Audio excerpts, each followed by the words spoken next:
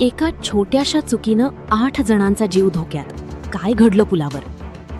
आपण पाहत आहात 24x7 न्यूज रिपोर्ट, सत्याच्या शोधात सत्याच्या सोबत.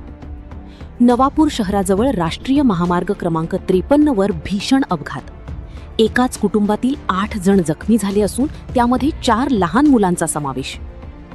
सोमवारी दुपारी सुमारे 2 वाजण्याच्या सुमारास कोठडा उड्डाणपुलावर एक भीषण अपघात घडला.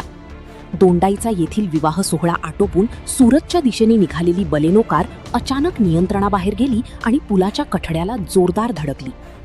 या अपघातात एकाच कुटुंबातील 8 जण जखमी झाले असून त्यामध्ये 4 लहान मुलांचाही समावेश आहे. अपघातानंतर घटनास्थळी महिलांचा आणि मुलांचा आक्रोश ऐकून परिसर हादरला.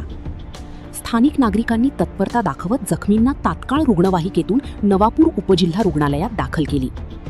या अपघातात 2 महिलांची प्रकृती चिंताजनक. भारती प्रवीण गव्हाणे वय 30 आणि सुमन लक्ष्मण गव्हाणे वय 55 या दोघींना गंभीर दुखापत झाली असून त्यांना पुढील उपचारासाठी गुजरातमध्ये हलविण्यात आले आहे. इतर जखमींमध्ये चालक मधुकर गव्हाणे वय 35, छाया गव्हाणे वय 32 तसेच तन्वी वय 10, चंदन वय 9, लकी 2 आणि प्रेम 8 यांचा समावेश आहे. सर्व जखमी सुरत येथील पांडेसरा परिसरातील रहिवासी आहेत.